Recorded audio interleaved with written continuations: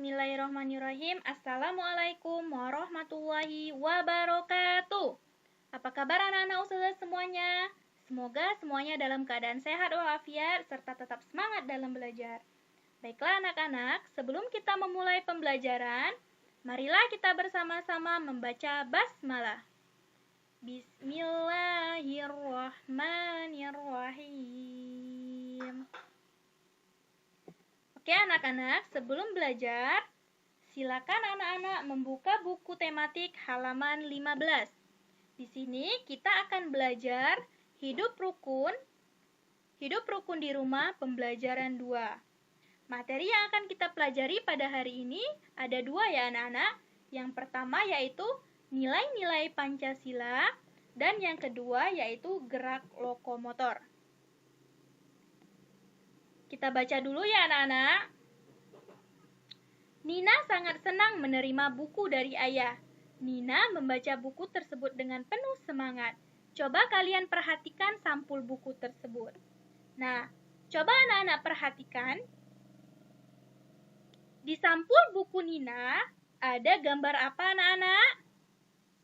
Ya, ada gambar burung Garuda. Burung Garuda adalah lambang negara Indonesia.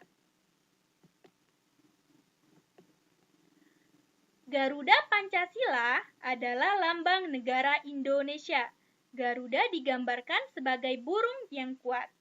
Coba Ananda lihat perisai yang ada di dada burung Garuda. Perisai itu memuat simbol-simbol dari sila-sila Pancasila. Pancasila adalah dasar negara kita. Nah, coba anak-anak perhatikan perisai yang ada di dada burung Garuda. Nih, ini yang dinamakan dengan perisai ya anak-anak. Anak-anak coba perhatikan perisai yang ada di dada burung Garuda. Nih, kalau diperbesar seperti ini. Perisai yang ada di dada burung Garuda ini berisi lambang-lambang sila-sila Pancasila. Jadi lambang yang ada di perisai di dada burung Garuda ini mewakili simbol-simbol sila-sila Pancasila. Pancasila pertama ada bintang, simbolnya ada bintang. Pancasila kedua simbolnya rantai emas. Pancasila ketiga pohon beringin. Sila Pancasila keempat kepala banteng dan sila kelima yaitu padi dan kapat. Nah, Pancasila berasal dari 2 kata yaitu panca dan sila. Panca artinya 5, sedangkan sila artinya dasar atau aturan. Jadi, Pancasila artinya 5 dasar atau 5 aturan. Nah, anak-anak harus memahami serta hafal sila-sila dari Pancasila. Ada 5 sila Pancasila, yaitu yang pertama, berbunyi ketuhanan yang Maha Esa. Ketuhanan yang Maha Esa ini simbolnya yaitu bintang. Bunyi sila kedua Pancasila yaitu kemanusiaan yang adil dan beradab. Simbolnya rantai emas. Sila ketiga Pancasila, persatuan Indonesia. Simbolnya yaitu pohon beringin. Sila keempat, kerakyatan yang dipimpin oleh hikmat kebijaksanaan dalam permusyawaratan perwakilan. Simbolnya kepala banteng. Nah, yang kelima, keadilan sosial bagi seluruh rakyat Indonesia.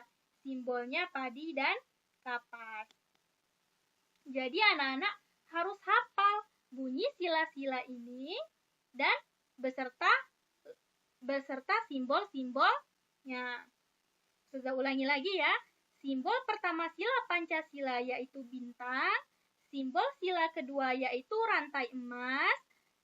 Simbol sila ketiga yaitu pohon beringin. Simbol sila keempat yaitu kepala banteng. Dan simbol sila kelima yaitu padi dan kapas.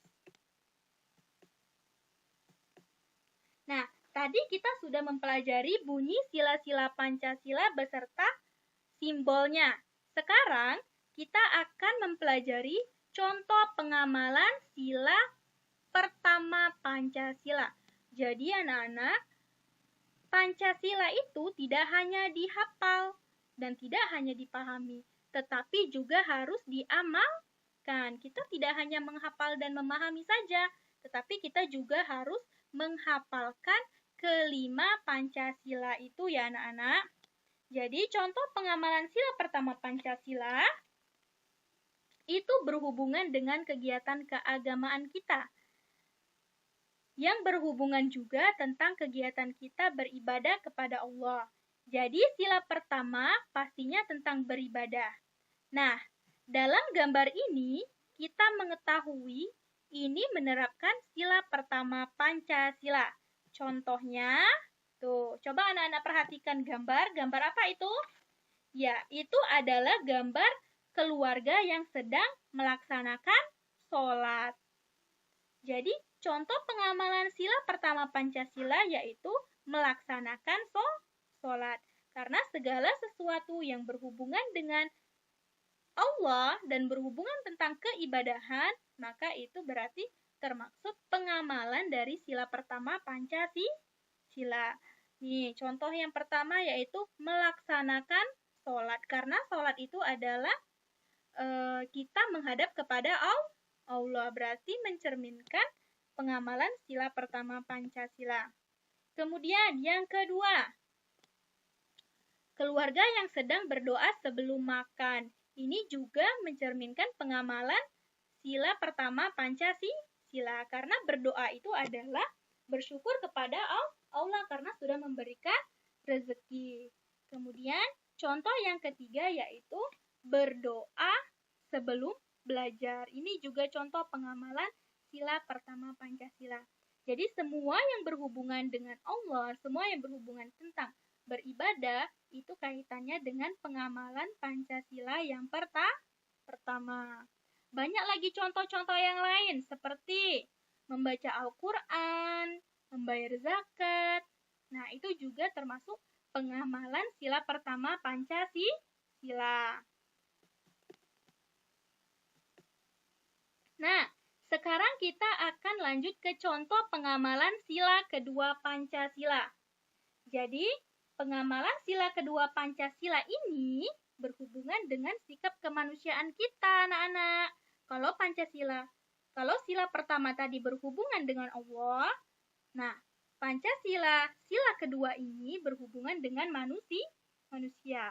Kita sebagai bangsa Indonesia harus saling menghargai, menghormati, mencintai satu sama lain, serta berbuat adil dalam melakukan sesuatu tanpa melihat latar belakang seseorang.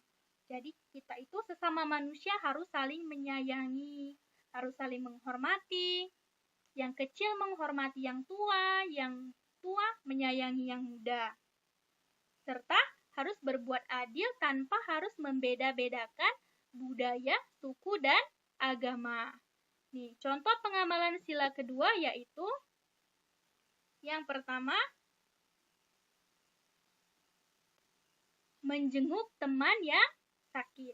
Menjenguk teman yang sakit ini mencerminkan sikap bahwa kita itu saling menyayangi. Ya anak-anak, kita menjenguk teman yang sakit berarti kita peduli kepada teman kita. Kemudian contoh yang kedua, memberi fakir miskin. Ini mencerminkan sikap peduli terhadap orang lain. Ya anak-anak, contoh yang ketiga adalah hormat kepada orang tua dan guru. Nah, ketiga ini adalah contoh pengamalan sila kedua Pancasila. Masih banyak lagi contoh yang lain seperti menolong teman, ya anak-anak, membantu teman, menolong teman, dan lain-lain. Kemudian, contoh pengamalan sila ketiga Pancasila. Sila ketiga Pancasila itu berbunyi Persatuan Indonesia. Jadi, bunyi dari sila ketiga Pancasila yang artinya adalah kita sebagai masyarakat Indonesia harus menjadi satu. Ya anak-anak, arti satu adalah utuh, tidak terpecah belah. Walaupun kita berbeda-beda suku, budaya, agama, kita harus tetap bersatu untuk menjadi bangsa yang kuat. Nah, jadi pengamalan sila ketiga Pancasila ini berhubungan dengan sikap nasionalisme kita terhadap bangsa kita ya anak-anak. Kalau sila pertama tadi berhubungan dengan Allah, ketuhanan kita, sila kedua berhubungan dengan manusia. Nah, sila ketiga ini berhubungan dengan nasionalisme kita, tentang kenegaraan kita. Jadi kita itu harus bersatu, walaupun kita berbeda agama, walaupun kita berbeda budaya, berbeda suku, kita tetap harus bersatu demi mewujudkan cita-cita negara kita dan menjadikan negara kita ini adalah negara yang kuat. Contoh pengamalan sila ketiga Pancasila yaitu nih, coba anak-anak perhatikan, ini gambar anak-anak yang sedang melaksanakan upacara hari Senin. Kenapa melaksanakan upacara termasuk pengamalan sila ketiga Pancasila? Karena melaksanakan upacara ini mencerminkan sikap cinta tanah air. Ya anak-anak, sikap cinta tanah air mencerminkan pengamalan sila ketiga Pancasila. Kemudian tidak membeda-bedakan agama ya anak-anak, tidak membeda-bedakan agama, tidak membeda-bedakan budaya, dan tidak membeda-bedakan suku. Semuanya kita bersatu, yaitu bersatu negara Indonesia, sama-sama orang Indonesia. Jadi kita tidak boleh saling mengejek, tidak boleh saling menghina, ya. Misalnya orang Jawa seperti ini atau orang Palembang seperti ini. Nah, kita tidak boleh menjelek-jelekan antar suku dan budaya. Kita semuanya sama-sama masyarakat Indonesia, sama-sama bangsa Indonesia. Dan ini juga persatuan Indonesia itu juga dicerminkan dari sikap gotong royong di masyarakat. Nah, ini masyarakat sedang bersatu untuk mewujudkan lingkungan yang bersih. Jadi masyarakat bersatu untuk membersihkan lingkungan dan menciptakan lingkungan yang bersih. Contoh pengamalan sila keempat Pancasila. Bunyi sila keempat Pancasila yaitu kerakyatan yang dipimpin oleh hikmat kebijaksanaan dalam permusyawaratan perwakilan. Artinya, kita sebagai warga Indonesia mempunyai kedudukan dan kewajiban yang sama. Tadi ada kata kerakyatan yang dipimpin oleh hikmat kebijaksanaan dalam permusyawaratan perwakilan. Tadi ada kata musyawarah, supaya anak-anak cepat hafal, mudah ingat kata-kata musyawarah. Jadi contoh pengamalan sila keempat ini yaitu musyawarah dalam pemilihan RT. Nah, ketika pemilihan RT itu melakukan musyawarah, itu termasuk contoh pengamalan sila keempat Pancasila. Kemudian contoh selanjutnya musyawarah dalam pemilihan ketua kelas. Ini juga mencerminkan sila keempat Pancasila. Kemudian menyampaikan pendapat dengan baik. Ya anak-anak, menyampaikan pendapat dengan baik ini termasuk contoh pengamalan sila keempat Pancasila. Jadi kita itu kalau ingin menyampaikan sesuatu, kalau ingin mengatakan sesuatu harus dengan cara yang baik. Tidak boleh memaksakan kehendak sendiri ya anak-anak. Baik, kita lanjut ke contoh pengamalan sila kelima Pancasila. Nah, sila kelima Pancasila ini berbunyi keadilan sosial bagi seluruh rakyat Indonesia. Keadilan sosial berarti kita tidak boleh mementingkan diri sendiri. Kita harus mengutamakan kepentingan umum dalam hidup bermasyarakat. Nih contohnya, ketika melaksanakan piket. Nah, piket kelas atau kerja bakti piket kelas. Kita harus adil ya anak-anak. Jangan teman-teman yang lain pada kerja, kita tidak kerja sendirian. Kita santai-santai sendiri. Itu namanya tidak adil. Jadi ketika teman-teman semuanya piket kelas, maka kita juga ikut piket ke kelas. Karena dengan seperti itu baru adil. Capek-capek bersama, santai-santai bersama, senang-senang bersama itu baru adil ya anak. Kemudian contoh yang kedua, kerja bakti di lingkungan masyarakat, nih, di lingkungan rumah. Ini juga mencerminkan contoh pengamalan sila kelima Pancasila. Kita harus adil. Kalau bekerja, harus bekerja. Jangan ketika semuanya kerja bakti, kita sendiri santai-santai di rumah. Itu berarti kita tidak adil kepada orang lain. Jadi kita harus berbuat adil kepada diri kita sendiri dan orang lain. Baiklah anak-anak, sekarang materi kedua kita akan belajar tentang mengenal gerakan lokomotor. Anak-anak sudah tahu belum apa itu gerakan lokomotor? Nah, gerakan lokomotor adalah gerakan berpindah tempat, di mana bagian tubuh tertentu bergerak atau berpindah tempat. Contohnya, nih perhatikan. Jalan di tempat. Jalan di tempat ini adalah termasuk contoh gerak dasar lokomotor. Karena apa? Karena kaki kanan dan kaki kiri saling bergantian diangkat. Nah, jadi ini termasuk contoh gerak dasar lokomotor. Kemudian tangannya diayunkan.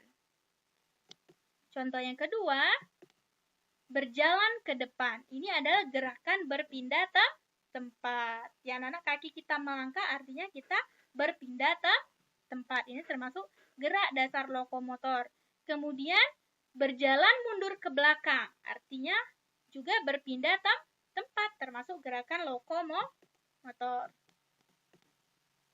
Yang keempat, berjalan ke samping kanan dan ke samping kiri. Yang kelima, berjalan mengitari lingkaran. Jadi kita ingat gerakan lokomotor adalah gerakan berpindah tempat, ya anak-anak. Nah, mungkin cukup sekian penjelasan dari Ustazah. Apabila ada hal yang belum paham, ada hal yang belum mengerti, boleh langsung tanyakan kepada Ustazah ya anak-anak. Sekarang Ustazah akan memberikan tugas. Ada tiga yang Ustazah berikan. Yang pertama, silakan anak-anak kerjakan latihan halaman 17. Yang kedua, hafalkan contoh pengamalan sila Pancasila kelima-limanya ya anak-anak. Yang ketiga, praktekkan gerak dasar lokomotor halaman 20.